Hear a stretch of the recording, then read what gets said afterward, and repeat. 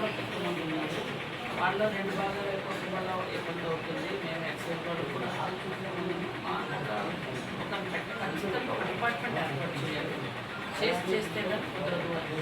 ఇక్కడ అదైతే సీఎం గారు డీజీపీ డాగ్స్ కూడా సెపరేట్గా ఉండాలి. ఎందుకంటే వెంటనే వాసన పట్టలేదు చెప్పారు.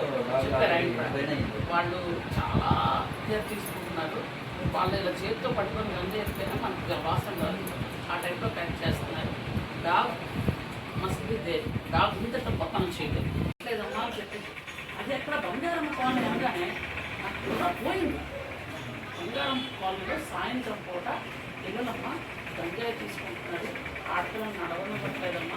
5 మంది సబ్జెక్ట్ కూడా వేశాను. అంటే నేను ఎంత రాష్ట్ర మొత్తం మంత్రి అయినా ఈ నియోజకవర్గానికి నేను ఎమ్మెల్యే. ఈ నియోజకవర్గం అంటే నాది.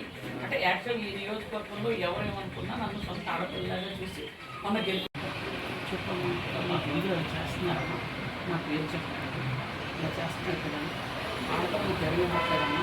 వాళ్ళు మాకు తెలిసిన పిల్లలేనమ్మా, కానీ నేను పిలిచినా వాళ్ళు పలకట్లేదమ్మా. మాకు తెలిసిన పిల్లలే.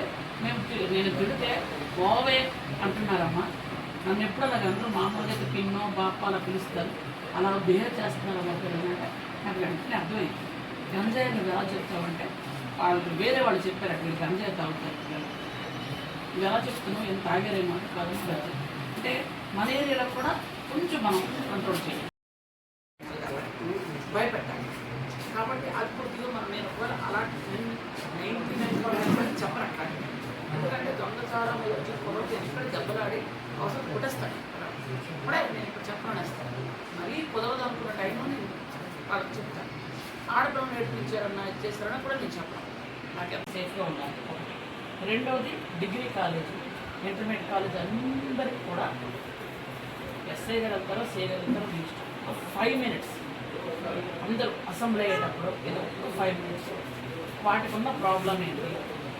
నెక్స్ట్ ఇప్పుడు మీరు నాకు చెప్పారు ఎట్లాగైతే క్లీన్ అయిపోతాడు, ఆకలి వేయదు, మార్నింగ్ పూట వాడు పడుకుంటాడు, నైట్ యాక్టివ్గా ఉంటాడు అనే మీరు నాలుగు చెప్తే వాళ్ళ ఫ్రెండ్స్లో ఎవరో వాళ్ళకి తెలుసు ఖచ్చితంగా. అంటే పేరెంట్స్ తెలియకపోవచ్చు కానీ ఫ్రెండ్కి మాత్రం ఖచ్చితంగా తెలుసు.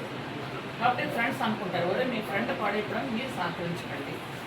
ఎందుకంటే తల్లిదండ్రులు మిమ్మల్ని అంత కష్టపడి పెంచి పోషించి ఈరోజు ఎంత నగలు అన్నీ తాకట్టు పెట్టి చదివిస్తున్నారు పిల్లలు. అది కొద్దిగా మీరు చెప్తే వాళ్ళకి బాగుంటుంది. నేను చెప్పడం